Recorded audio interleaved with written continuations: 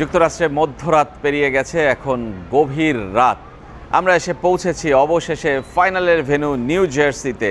Atlanta থেকে দীর্ঘ ভ্রমণ করে আমরা এই নিউ জার্সিতে এসে পৌঁছেছি। মাঝখানে অনেকগুলো শহর পেরিয়েছি, ভার্জিনিয়া, পেনসিলভেনিয়া, তারপর ক্যারোলিনা এবং সবশেষে ওয়াশিংটন পেরিয়ে আমরা এই নিউ জার্সিতে এসে পৌঁছেছি। আর মাত্র দুদিন পরে কিন্তু বিশ্বকাপের ফাইনাল এই নিউ জার্সিতে, নিউ ইয়র্কের একদমই কাছে, এবং যেখানে মুখোমুখি হবে আর্জেন্টিনা, স্পেন। আর আপনাদের সবাইকে স্বাগত জানাচ্ছি আমি রেজওয়ানুজ্জামান। ওয়ার্ল্ড কাপ ক্যাফেতে আমাদের অভিজ্ঞতাগুলোই প্রতিদিনের মতো আমরা শেয়ার করি আপনাদের সামনে। আজকের দিনটা কোনো কাজ করিনি, শুধুই আসলে যাত্রা ছিল।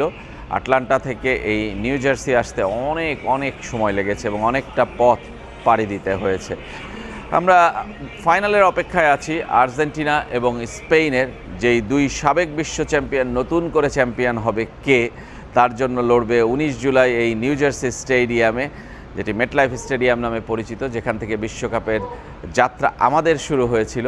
সেখানে এসে আমাদের যাত্রাও শেষ হবে এবং বিশ্বকাপের যাত্রাও শেষ হবে। 104 নম্বর ম্যাচ সেটি। আর্জেন্টিনা স্পেনের মধ্যে নানা ধরনের মিল অমিল, পুরনো কথা সামনে আসছে নতুন করে এই ফাইনালকে সামনে রেখে। দুই দলই প্রস্তুত হচ্ছে। আটলান্টায় অনুশীলন করেছে আর্জেন্টিনা দল, স্পেন দল রুদ্ধদ্বার অনুশীলন করেছে আজও, কালও তাদের রুদ্ধদ্বার অনুশীলন।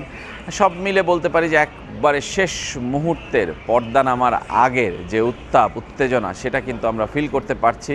সবার মধ্যেই ফাইনাল নিয়ে আলোচনা। বাংলাদেশেও আর্জেন্টিনা এবং স্পেনকে নিয়ে দুই ভাগে ভাগ হয়ে গেছে এখন সমর্থকরা। আগে যারা যে দল করতেন সব ভুলে আর্জেন্টিনার পক্ষে যারা ছিলেন তারা তো আছেনই, স্পেনে নতুন করে সমর্থন অনেকেই নিয়েছেন কিংবা নিচ্ছেন। যে 48টা দল নিয়ে বিশ্বকাপ শুরু হয়েছিল, 104 ম্যাচের বিশ্বকাপ আমরা শুরু করেছিলাম সেই যাত্রা।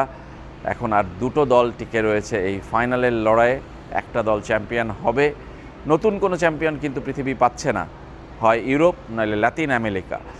ইউরোপ 12 বার চ্যাম্পিয়ন হয়েছে, লাতিন আমেরিকা 10 বার, 12 আর 10-এ 22, এবার 23 নম্বর বিশ্বকাপ। আপনার পছন্দের দল কোনটি? নিউ জার্সিতে কিন্তু বিশ্বকাপের উত্তাপ আছে, যদিও নিউ ইয়র্ক থেকে একটু দূরে। অনেকেই নিউ ইয়র্ক থেকেই আসবেন এই ফাইনাল দেখতে, উপভোগ করতে। তারপরেও এখানে কিন্তু অনেকে আছেন যারা টিকিট নেই, টিকিট পাননি, অনেক মূল্যে টিকিট কিনতে চাচ্ছেন কিন্তু তবুও সুযোগ নেই। কাল থেকে আবারও আপনাদের সামনে হাজির হব বিশ্বকাপের খবর নিয়ে। সবাই ভালো থাকবেন। আজকে বিদায় নিতে চাই আমি ওয়ার্ল্ড কাপ ক্যাফে থেকে। দেখা হবে কাল, কথা হবে আবারও। সবাই ভালো থাকবেন। মেগা ডিজিটাল স্কেল মাপ নির্ণয় বাজারের সেরা, যেমন মজবুত তেমনি টেকসই, আবার প্রাইস কাউন্টিং এর সুবিধা রয়েছে। শিল্পাল্লার দিন শেষ, মেগা ডিজিটাল স্কেলে বাংলাদেশ।